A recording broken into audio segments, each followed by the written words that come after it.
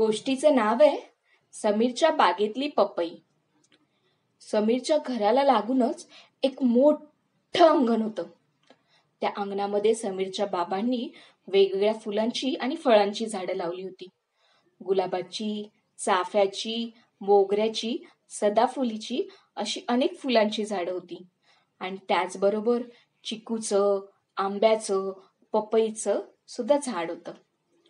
एक दिवस त्याचे बाबा कामानिमित्त बाहेरगावी जातात. जाताना समीरला सांगतात, मी येईपर्यंत आपल्या आईबरोबर बागेतील झाडांना पाणी देत जा. समीर म्हणाला, हो बाबा, मी आईला मदत करेन. दररोज सकाळी उठल्यानंतर समीर आपल्या आईसोबत झाडांना पाणी द्यायला मदत करतो. झाडांना पाणी देता देता पपईच्या झाडाकडे तो बघतो आणि म्हणतो, काय ग आई, पपई कधी मोठी होईल? मला कधी खायला मिळेल? आई समीरला म्हणते, तू दररोज पाणी टाकलंस, झाडांची काळजी घेतलीस तर लवकर मोठी होईल पपई आणि लवकर खायला सुद्धा मिळेल. समीर बागेतील पपईला आणि इतर झाडांना 8 दिवस न चुकता दररोज पाणी घालतो. त्यामुळे पपईच्या झाडावरील पपईचं फळ सुद्धा मोठं होतं. समीर आईला खुश होऊन म्हणतो, आई आई, खरंच खूप मोठी झाली पपई.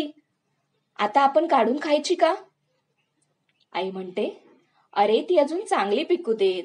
तिला आपण कापडाने झाकून ठेवू, म्हणजे इतर पक्षी आणि प्राणी तिला खाणार नाहीत. मग आपण तोडून खाऊ. समीर म्हणतो, आई आता पपई पिकणार कधी आणि मी खाणार कधी? आई म्हणते, थांबा, 2-3 दिवसात पिकेल आणि पपईला छान केशरी रंग पण येईल, तेव्हा आपण खाऊ.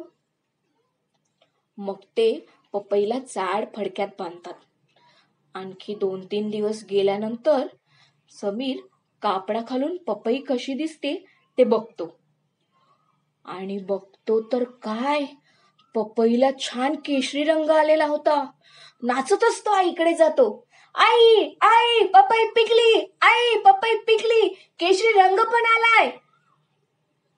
अरे आई बघते, अरे हो, खरंच की. समीरची आई पपई काढून त्याच्या हातात देते, तर समीरला पपई उचलताच येत नाही, एवढी मोठी झालेली होती ती. आई आई करत तो लगेच खाली ठेवतो. समीरच्या आईनं पपई आता छान पाण्यातून धुवून काढली, चाकून चिरली. पपईमध्ये काळ्या काळ्या बिया निघाल्या. समीरच्या आईनं समीरला बिया काढून छान छान कापा करून दिल्या. पपईला आतून पण छान मस्त केशरी रंग आला होता. समीरनं पपईची एक फोड खाल्ली. आहा, किती मस्तच गोड आहे ग पपई.